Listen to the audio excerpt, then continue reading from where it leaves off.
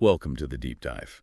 We're diving into the world of cryptids today, specifically the blood-sucking legend of the Chupacabra. You provided a research paper from zoological and entomological letters, and it dives into reported sightings across the globe. Yeah, it's quite a collection of eyewitness accounts actually spanning 5 continents. 5 continents. Whoa, that's Yeah. incredible. But before we get into the specifics of those reports, can you remind us what exactly is the Chupacabra supposed to be? Like, what are its defining characteristics? Well, the name itself, Chupacabra, it translates to goat sucker in Spanish, which kind of gives us a clue about its alleged behavior. Descriptions vary depending on the location, but there are some common threads. Some reports describe it as reptilian, with leathery skin spines or quills even hopping like a kangaroo. Wow. Others lean towards a more canine appearance, a hairless, wild, dog-like creature with a pronounced spinal ridge and, in some cases, glowing red eyes. It's almost like the Chupacabra morphs depending on where it's sighted, taking on characteristics of local predators or even folklore. That's a really keen observation, and it speaks to the potential cultural influences shaping these accounts. But the most consistent detail across the board is the behavior. The Chupacabra is said to drain livestock and sometimes even pets of their blood, often leaving behind puncture wounds. And that detail, the blood draining, is what makes this creature so genuinely unsettling. So let's talk about some of those eyewitness accounts. The paper highlights several Chupacabra hotspots around the world. We have to start with Puerto Rico, right? Yeah. It seems to be ground zero for this whole phenomenon. What were the early reports like there? Puerto Rico is indeed where the Chupacabra craze really took off in the mid-1990s. In 1995, numerous farmers reported finding their sheep completely drained of blood, each with these strange puncture wounds. There was even a report of a man being attacked by what he described as a gorilla. A gorilla. Which is especially strange considering there are no gorillas native to Puerto Rico. He claimed to have fought the creature off, receiving cuts and scratches in the process. Hold on. He fought off a Chupacabra. That raises so many questions. If it wasn't a gorilla, what could it have been? Exactly. And to make things even more bizarre, shortly after this alleged attack, hens and cows in the same area were found dead, exhibiting similar single puncture wounds and completely drained of blood. It's like something out of a horror movie. So things were escalating rapidly in Puerto Rico. Did these sightings remain contained to the island? Not at all. Reports of similar attacks began surfacing in other parts of the world. In Brazil, for instance, farmers found goats and sheep dead again with those single puncture wounds and seemingly drained of their blood. Some witnesses even claimed to have seen a creature capable of leaping great distances, attacking both animals and humans, leaving behind fang marks. Reading these accounts, I can't help but picture a creature straight out of a B movie.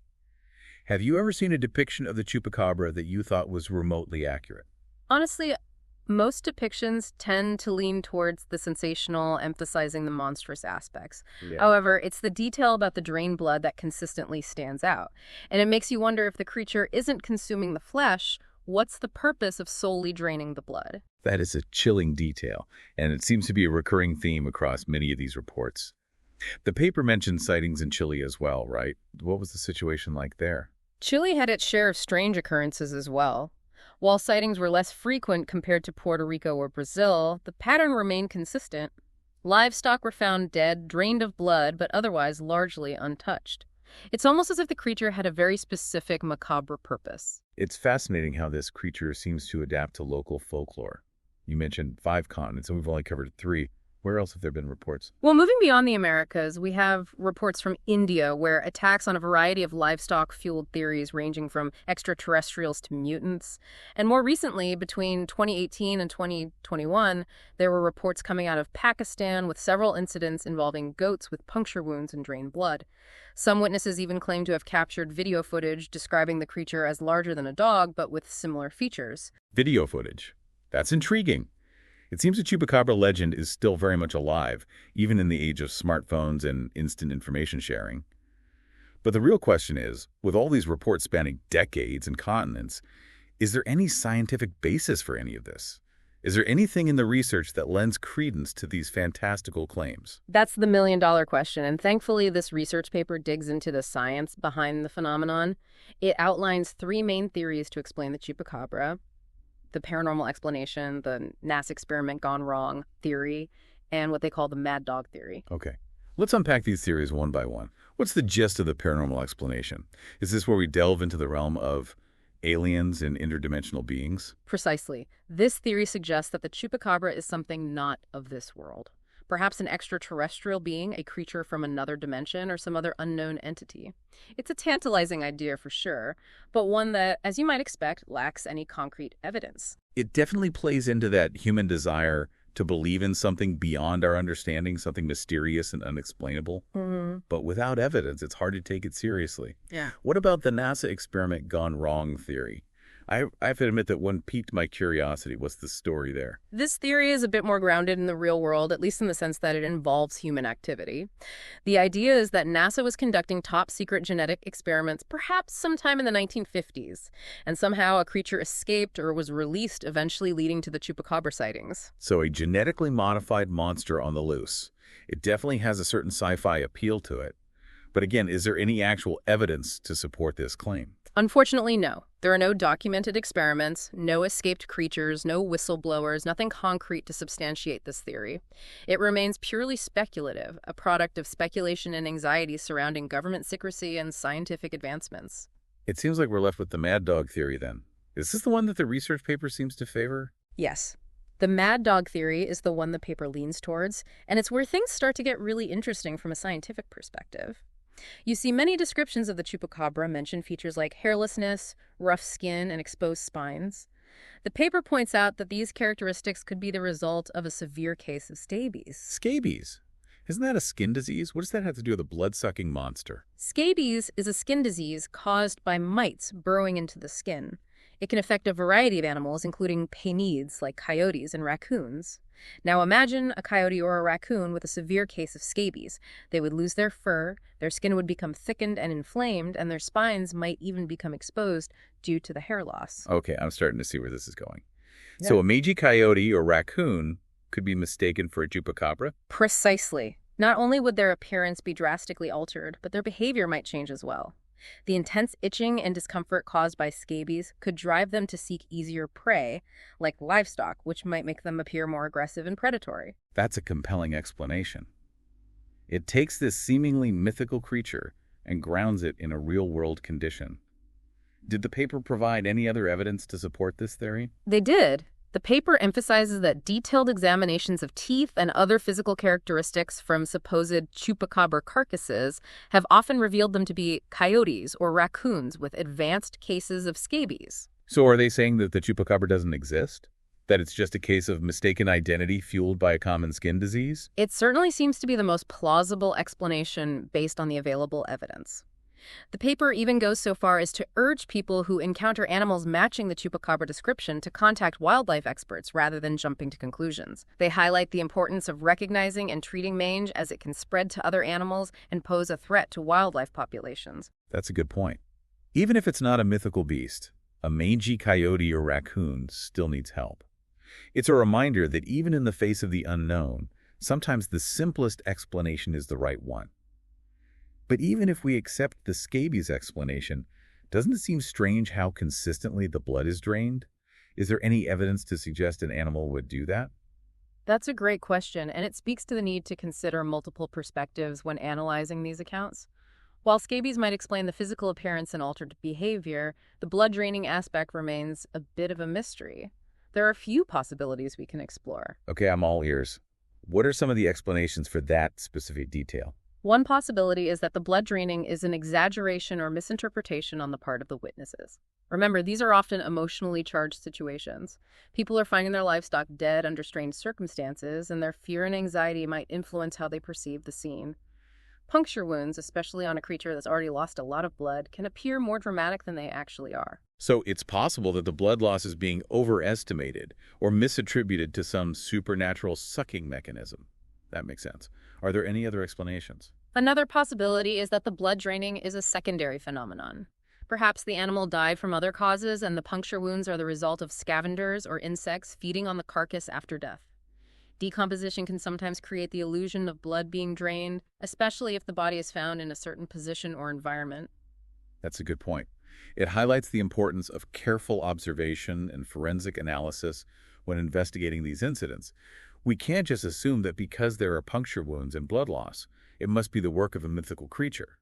there might be more mundane explanations at play. Exactly.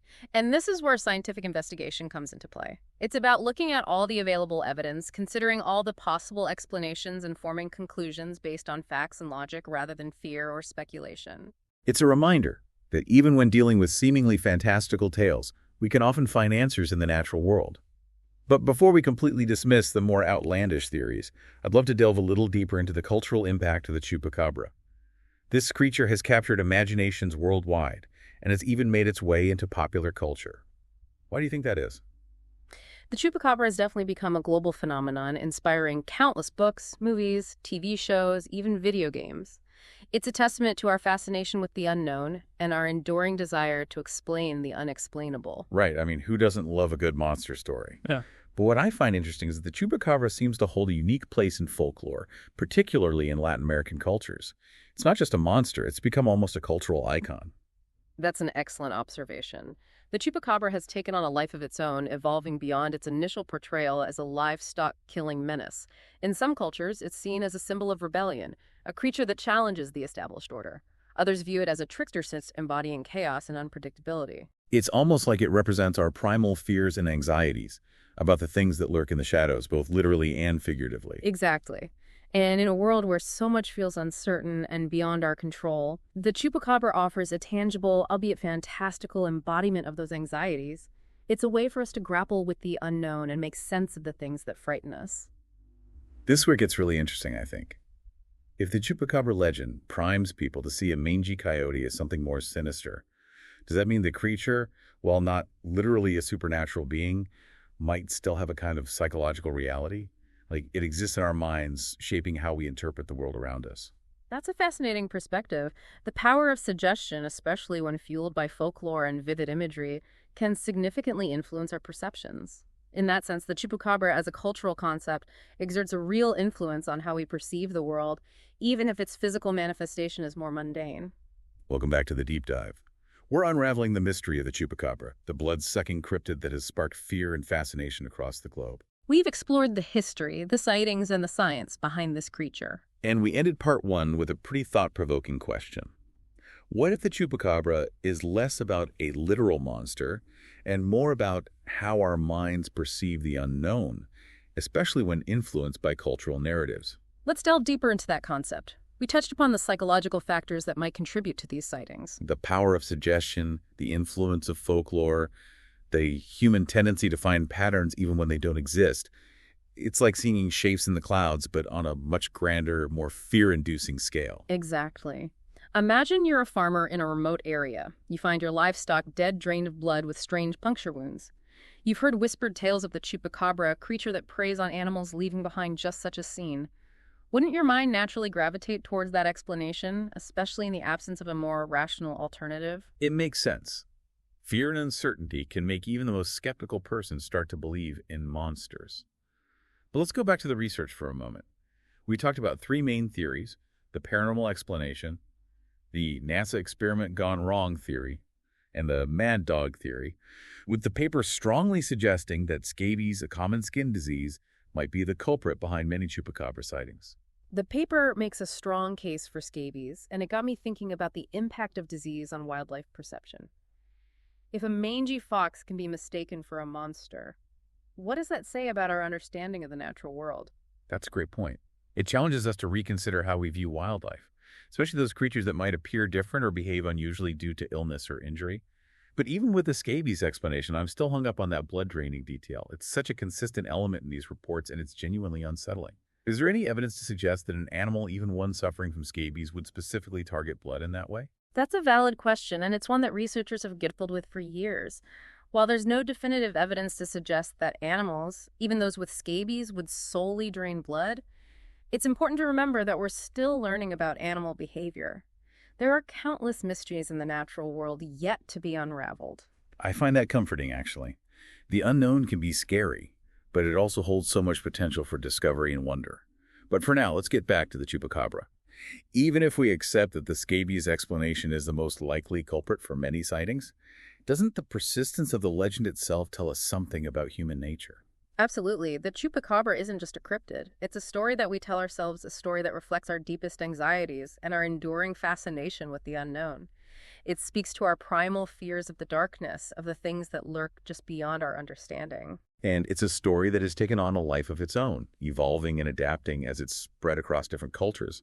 It's been linked to vampires, shapeshifters, even demonic entities.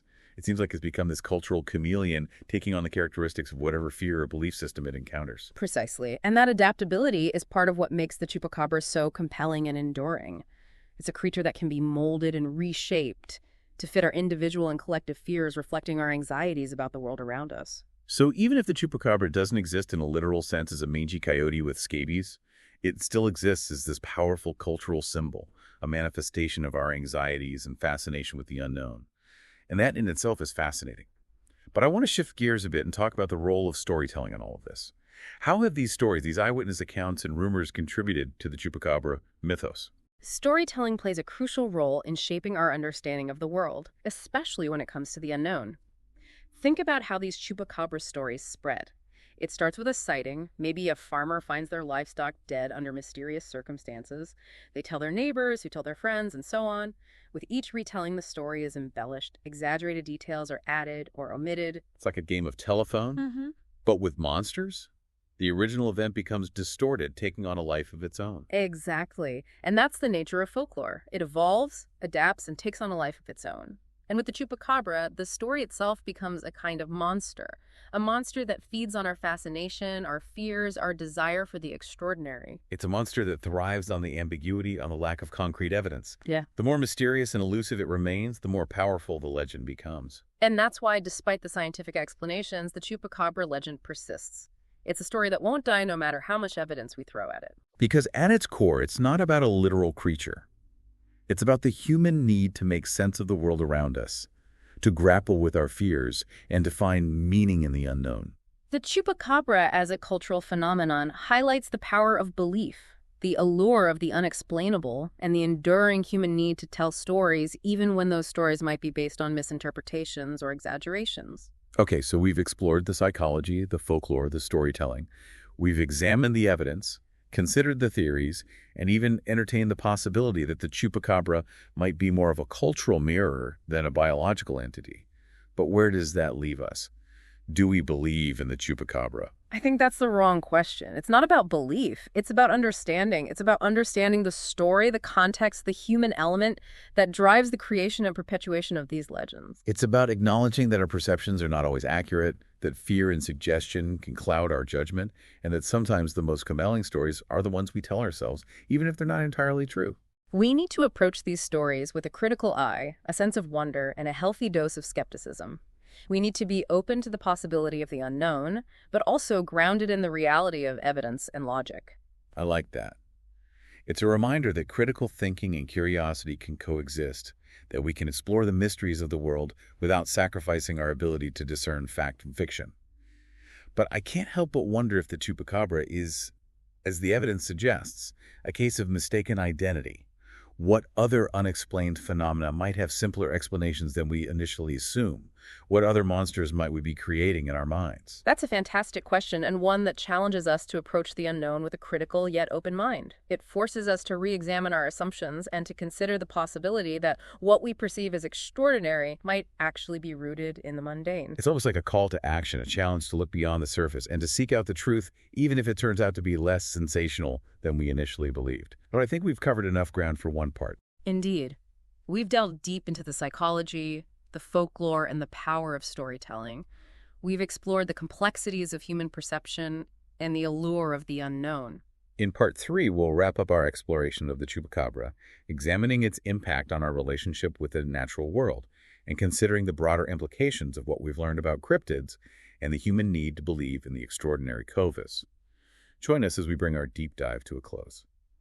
Welcome back to the Deep Dive. We're wrapping up our exploration of the Chupacabra, that blood-sucking cryptid that has captured imaginations worldwide. We've dissected eyewitness accounts, delved into the science, and even explored the psychological and cultural factors that fuel this enduring legend. And we ended part 2 with a question that I think is crucial to consider. If the Chupacabra is, as the evidence suggests, a case of mistaken identity, then what other unexplained phenomena might have simpler explanations than we initially assume? It's a question that challenges us to look beyond the surface, to question our assumptions, and to approach the unknown with a healthy dose of skepticism. So let's apply that critical thinking to some other cryptids and legends. What jumps to mind for you? Well, Bigfoot is a classic example. Those blurry photos, those mysterious footprints, those eyewitness accounts from deep in the woods. It's easy to get swept up in the excitement and believe that there's a giant hairy hominid lurking out there. Right. And there's a whole community of dedicated Bigfoot researchers and enthusiasts who are convinced of its existence. But what if, like the Chupacabra, there's a more mundane explanation? What if those footprints are misidentified bear tracks? What if those blurry photos are just clever hoaxes or misinterpretations of natural phenomena? What if those eyewitness accounts are influenced by the power of suggestion and the desire to see something extraordinary? It's not about dismissing the experiences of those who believe they've encountered Bigfoot. It's about recognizing that human perception is fallible and that our brains are wired to find patterns even when they don't exist. We're storytelling creatures by nature, and sometimes those stories take on a life of their own. Exactly. And the same critical thinking can be applied to countless other cryptids and paranormal phenomena. The Loch Ness Monster, for example. Those sonar readings, those blurry underwater photos, those tales of a giant serpent lurking in the depths. It's a captivating story for sure. But what if it's just a series of misidentified logs, unusual wave patterns, or even just plain old tricks of the light? We have this innate desire to believe in something bigger than ourselves, something mysterious and unexplainable. And then there are the stories of ghosts and hauntings. Those unexplained noises, those cold spots, those feelings of unease. Could some of these experiences be explained by infrasound drafts or even just our own heightened senses in a dark and unfamiliar environment? It's not about debunking or dismissing these beliefs. It's about approaching them with a curious but critical mind, seeking out the most plausible explanations before jumping to supernatural conclusions. And sometimes that critical analysis might lead us to a deeper understanding of ourselves and the world around us. It's about acknowledging the limits of our perception and recognizing the power of our own minds to create meaning even in the absence of concrete evidence. I find it fascinating that we can simultaneously acknowledge the lack of scientific evidence for these cryptids, while still appreciating the cultural significance and psychological impact they have on us. It's like we're saying, okay, maybe there isn't a literal monster out there, but the fear, the mystery, the story itself, it's all real. That's a great way to put it. The Chupacabra, like so many other cryptids and legends, serves as a reminder that the line between reality and belief can be blurry. It highlights the power of storytelling to shape our perceptions and to provide a framework for understanding the unknown. But I want to shift gears for a moment and talk about the impact of the Chupacabra legend on our relationship with the natural world. On one hand, it seems like it could fuel fear and paranoia, leading people to view wildlife as dangerous and to overreact to sightings. Absolutely. The fear generated by the Chupacabra myth can lead to a sense of distrust and anxiety towards the natural world. People might be more likely to misidentify harmless animals as threats or to resort to extreme measures to protect themselves and their livestock. But on the other hand, couldn't the Chupacabra, with its blend of fear and fascination, also spark curiosity and interest in the natural world? Could it encourage people to learn more about local wildlife, to appreciate the diversity of creatures around them, and to pay closer attention to their surroundings? I think it's both. The Chupacabra is a double-edged sword in that sense. It can generate fear and misunderstanding, but it can also spark a desire to learn and to engage with the natural world in a more meaningful way. It's reminding us that the natural world is full of mystery and wonder, even if those mysteries don't always involve blood-sucking monsters.